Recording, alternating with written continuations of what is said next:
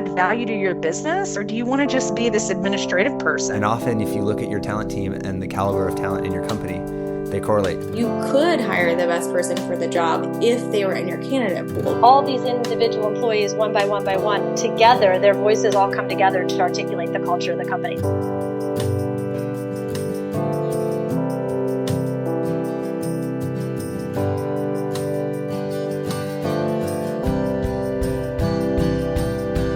This is hiring. Hiring on all cylinders. Okay, hello again, my wonderful friends out there in podcast land. Rob Stevenson here for Hiring on All Cylinders, again at ERE on the expo floor at our wonderful glowing Intello booth. And I'm excited for this installment because I am joined by the Senior Director of Global Recruiting for IAC Publishing, Tony Lee. Tony, so great to meet you. Yeah, great to be here. Thank you so much for inviting me. So you're another speaker at the conference. You have a session coming up later today on metrics. Definitely want to dive into that. But before we do that, let's just get to know you a little bit. Yeah, sure. What What are you working on right now? What's like a big initiative that's kind of in your mind right now? Well, right now, big initiatives for us is really how can we get systems to talk to each other. The challenge we have is that we're a portfolio company, in that we manage a lot of different brands with a similar purpose. And so the brands that I manage, Ask.com, Dictionary.com, Investopedia, The Daily Beast, About.com, are all brands that build content for users for free, and they're all ad supported. Right. But it's all technology, it's all internet. And so the challenge for us is that we're kind of decentralized, and each business is a startup or a mid-sized company in nature. And so how do we create a process at scale, but that's individualized for multiple brands? Okay. And we discovered, the project that we're working on right now, and what we discovered is the biggest challenge is having systems talk to each other, having access to information at any given time, and have measurable insights amongst different systems whenever you need them to. And so our big project right now is catching up our HRIS to our ATS. Okay. We use Smart Recruiters for ATS. We have a homegrown system that manages all of our people data, performance, compensation, and at the end of the day, it's about, I think the hardest thing that would save company millions of dollars is not hiring new talent, not spending more money on finding the best next person, but nurturing the people you have today, hiring and growing your own team, and then hire their replacement. It's easier to hire a junior person than a senior person. Right. So anyway, that's our challenge right now, is how do we take talent management internally to the next level, but scale it for multiple brands that one person can access. Because in the end of the day, I report to CEO. I report to 6 CEOs, but one CEO manages the other 5. Right. And so I report to him and how to give him actionable data, insights, analytics, metrics about any business in any department at any given time. And so that's how I ended up here. Gotcha. So you kind of answered my follow-up question as you went on there. You said that the challenge was scaling hiring practices for multiple brands. Mm-hmm. And so is that because all their systems are different, or is it because they're all different, there's different messaging and they're looking for different kind of candidates? It's hard for us because we let each brand be its own company. And that's purposely done because we want each company to have its own culture, its own attitude. Because if we have a team that is focused on their brand and what they're selling and what they're trying to offer the consumer, they're going to be more engaged. So long story short, basically, if we identify the employee with the brand like Dictionary or About.com or Investopedia, then there's not this like kind of high level, I kind of work for multiple brands. So our biggest challenge and why we're doing this is each company has its own identity, has its own CEO, has its own engineering product. The only shared service is recruiting. Right. Telling a different story. Every company has its own story, its own revenue, its own roadmap. Even though they have similar roles, each one does something slightly different at a different company. Right. So we need a system that can basically be 5 in 1. But at the same time, I don't want to log in 5 times to one system. Okay. Why is talent the only shared service? Because they're small companies. So there's 2 options: is have a shared service that is in a way kind of like third-party vendor support, or hire a vendor or hire a contractor. But the challenge with the vendors, they don't know your brand. They're not advocates for your culture. Right. And the problem with the contractor is that it it takes as much time to ramp them up and pay them as it is to then hire and then let them go and then hire another one. Right. So what we do is we do kind of recruiting as a service, because not any one brand needs a full-time recruiter today. And that's the recruiting world, is everything goes in waves. So unless you're, in my opinion, 1,000 plus, you probably don't need a full-time recruiter 24/7. So we at IEC Publishing provide full-time recruiters when needed to different brands. Okay, so they don't necessarily have their own internal talent team. Correct. You are sort of leasing out your recruiters on the IAC team to kind of go in and figure out their recruitment process and recruit for them. Correct. But at the same time, the advantage we have is, so why not just hire an agency, at like an RPO that's like low cost. But the advantage we have is that we are ingrained in the company. So we have access to email, shared drives, employee data. Okay. We are part of brand strategy, all hands meetings. We can meet directly with hiring managers. So by being an employee of the company, so even though we're an at-service shared service at the corporate level, our team definitely gets in there. We sit with the team. Our recruiters don't have any one seat. They have a seat in every brand, and we rotate each company every day between New York, Oakland, Canada, Ireland, UK, and work directly with the hiring managers. So right. Okay, I've never heard of anything like this. It's sort of an RPO, but it's just within 6 companies that all are sort of connected. Yeah, so then these RPO advocates are much more ingrained in the brand because they are the brand. Exactly. And for them to continue to have a job really is to help build that brand into success. And we believe that success is hiring. It's probably the most important thing that any CEO can do that's 100 or less people. Yeah. So, I think it's important to do anywhere, but 100 or less, like every hire could make or break your company. Yeah. And so what we do is we try to be a part of that culture. We go to company events with them where, we arrange the company events. We are, our HR and recruiting is kind of a shared service. We're one department, even though we do 2 separate things. So we're very involved with each company's day to day. Yeah.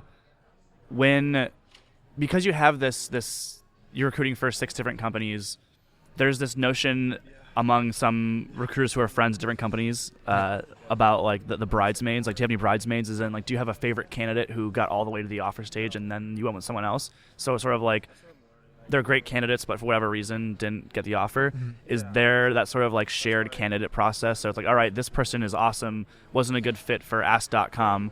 Maybe we'll work at Investopedia. Can you kind of like cycle through your own recruitment candidates through all the companies? Well, that's actually part of the problem we had a number of years ago. Was we had, for example, in Oakland, California, and New York, we had 2 or 3 brands sitting in exactly the same building, but they had their own recruiters, their own ATS, their own HR system, but they're hiring exactly the same role: a Java engineer, a web developer, a designer, and they were rejecting candidates. And one day, a colleague of mine in another brand, in 2 floors up, sent me a profile saying, hey, we just can't afford this Google person, but they helped invent or manage the search algorithm that powers all of Google. Right. And we were at a different stage in our company at Ask.com, and we could afford them, and we needed them because we were powered by search. And so through that partnership, we realized, wait a minute, why can't we do this more?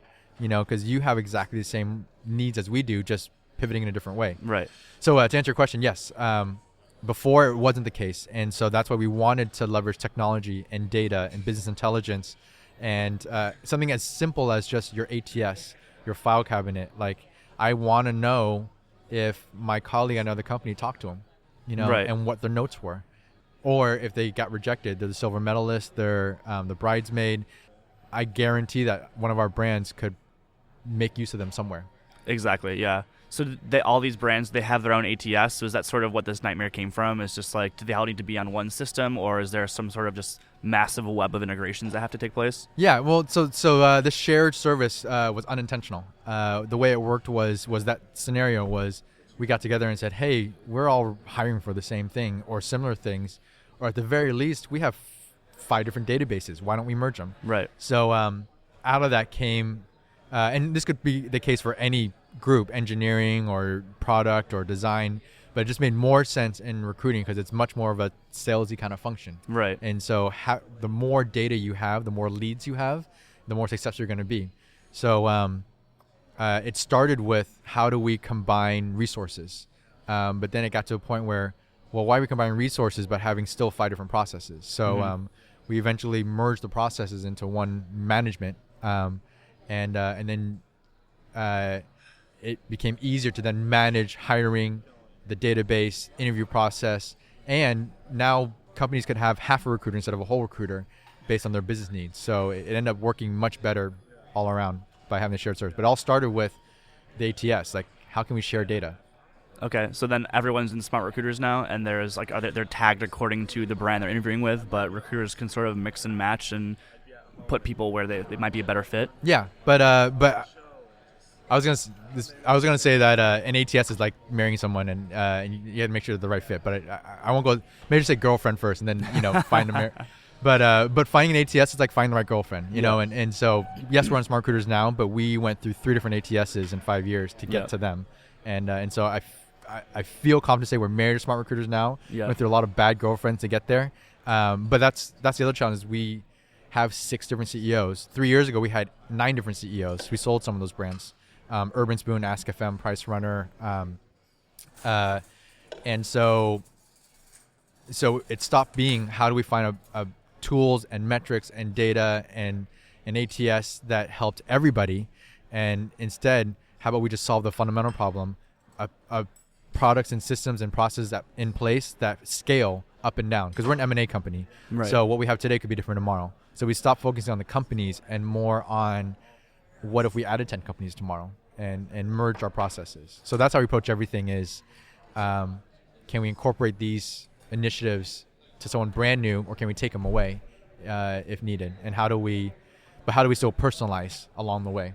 Right. So scaling not just in terms of the 6 brands you have now, but down the road, this is going to make your life easier if you pay that tax right now. Yeah, because we don't want to be an IBM where like we shove process down your throat because we just acquired you. Right. Burn. Yeah. We still want to have a unified process, but the advantage we have is that we can still be very unique.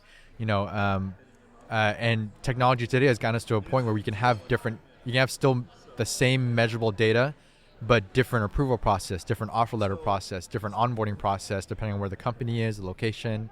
And so the tools today let you customize a unique process per company, per brand, per location, but still have a shared service with a shared process.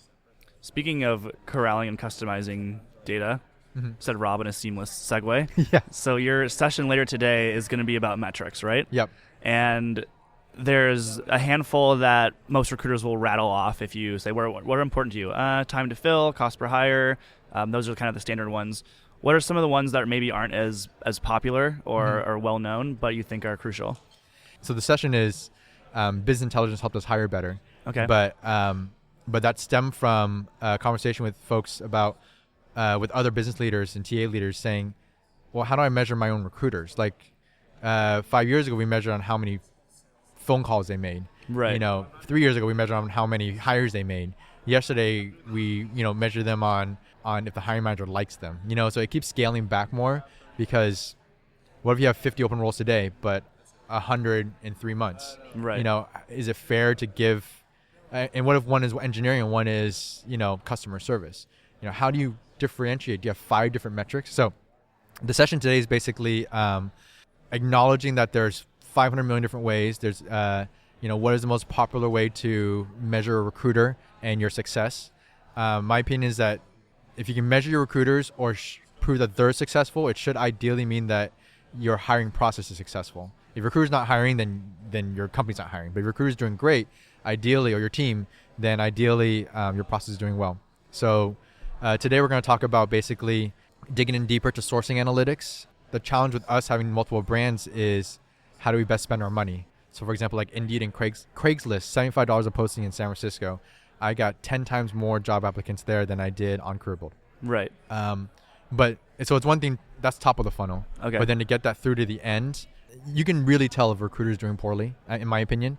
And it's tough to judge them by how many people they hired. And the funnel in terms of applicant quality and how many people got to the interview stage is all great and stuff. And I think it's a good first step to say, is my recruiter doing well? How many applicants did they get to the interview stage? But something we talked about earlier, I think one of the biggest things to think about is your hiring team. At the end of the day, they're the final decision. If I knew enough about the job, I'd be doing it myself. I'm not the hiring manager. So a lot of the business intelligence we're going to look at is we flipped it around and we put the measures on the hiring managers, not the recruiters.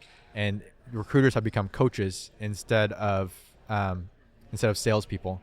And so our job now is to teach the hiring managers how to interview, how to have multiple questions, how to rank, what do the questions mean, what are they actually looking for.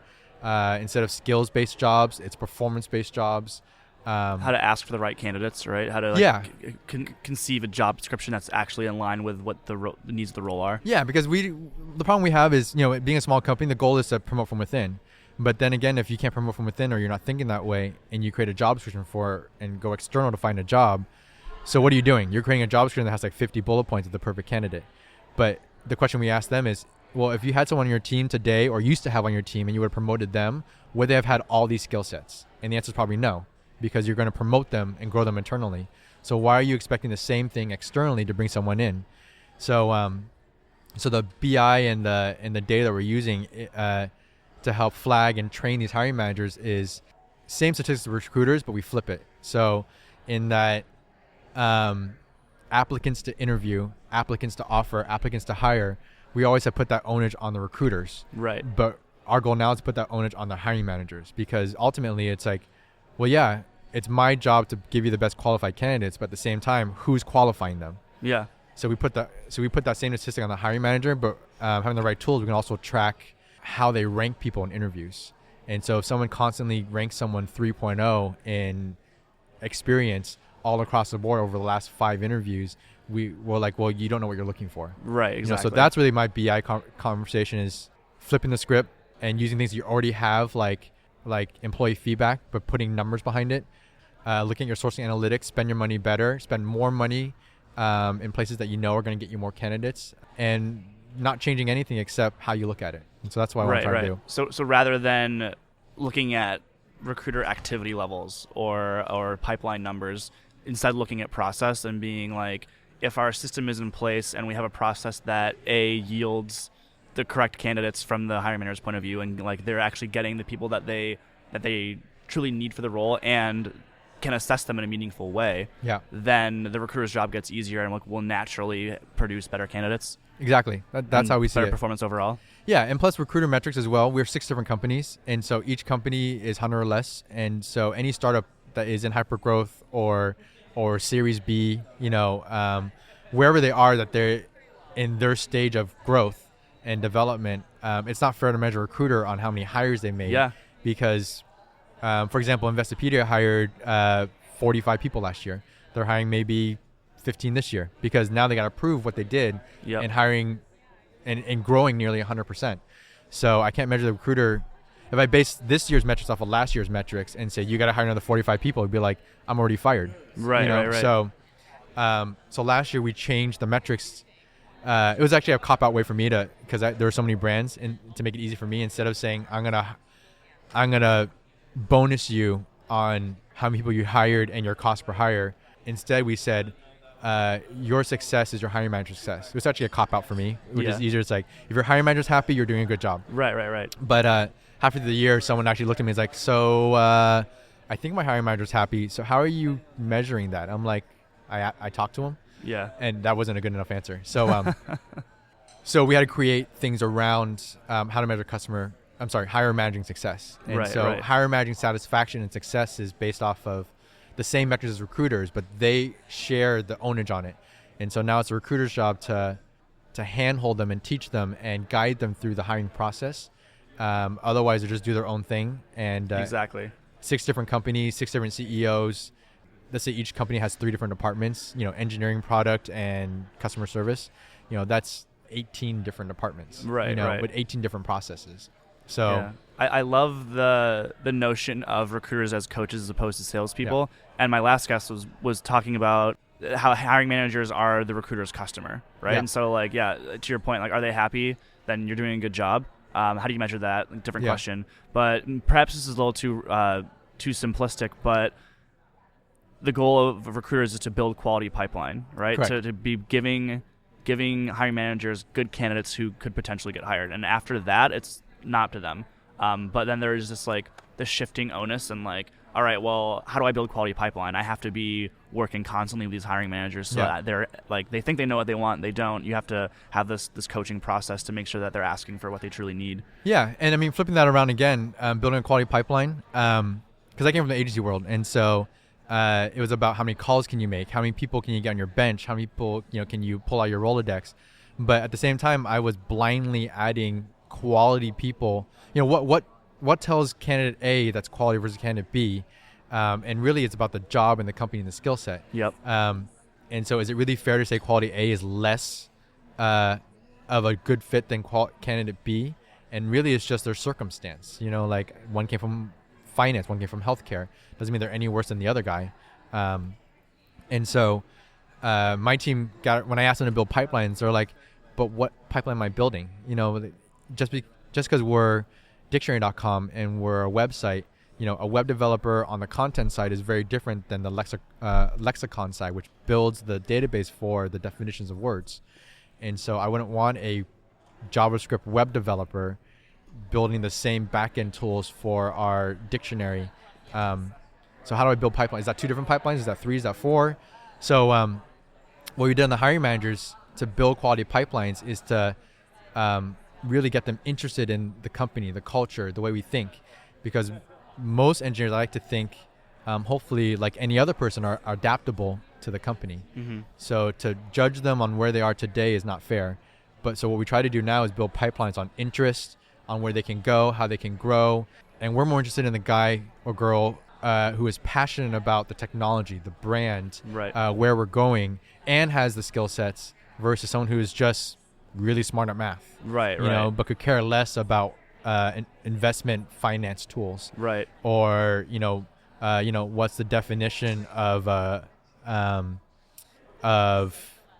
don't know. Dictionary just released 200 new words. And so I think man bun was one of the new words we added. Is it hyphenated? It's actually one word. Oh, how about that? Torquing was another word as well. Naturally, yeah. And so some engineers are like, whatever, but some people are passionate about like, wow, those are like official words I can search on the internet. Right, yeah. So what we do now is to build a pipeline is flip it and make hiring managers responsible. Mm-hmm. So there's so many tools out there today that can scrape your social media to find your email address, your phone number, your social profile somewhere else but LinkedIn or Facebook. We're sitting in a booth of one of them right now. Yeah, exactly. Intel is about finding candidates and getting more data about someone in multiple spaces and building a story for them. And so what we do is we flip it around, we throw the story at them. Yep. And so what we'll do is instead of your blanket, hey, I'm a recruiter, your profile looks great, I love what you've done at blah, blah, blah company. I went to the same school as you, our CTO, loves the Oakland Raiders, go Raiders, black hole, blah, blah, blah. And you try to build a connection, and then you say, and here's my job. Give me a call. If not, give me a referral. Searching for a job has evolved where people now want to work somewhere they like, where they know that they're going to fit in, that it's culture. And if they get free snacks, frozen yogurt, which we do at Dictionary in Oakland, free food every week, or I can bring my pets in, whatever the case may be, like they're looking for where they can call home versus the skill set. Right. So what we do now is we have the hiring managers reach out to the candidates directly. We'll build, instead of us reaching out, we'll build a call list or an email list, and they'll personally write a note saying, if you were interested, I'd love to talk to you directly, and I'll involve my HR team later. That's awesome to have that buy-in from the hiring managers. Or if they're really busy, like our CTO, for example, and it's an engineering job, we'll escalate it up. Instead of the engineering manager, we'll have the CTO reach out. And if he can't reach out, we'll ask him to write a personal message about that one job, and we'll copy and paste it saying, here's an open letter from our CTO about why we want you.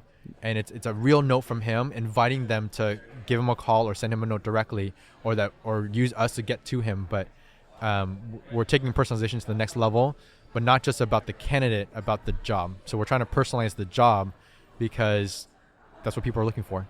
Absolutely. Tony, this has been fascinating. Turn recruiting metrics on their head, focus on the hiring managers, and recruiters, you're coaches, you're not salespeople. I love that. Exactly. That way I'm also accountable for less from a number standpoint, but responsible for more, because now it's not just candidates, but also hiring managers that we got to nurture. But I'd rather have it that way. I'd rather we all work for each other than worry that I'm going to get fired tomorrow because I don't have the right candidate. It shouldn't all be on recruiters. Exactly. Tony, this has been awesome. Thank you so much for joining me. Thank you so much.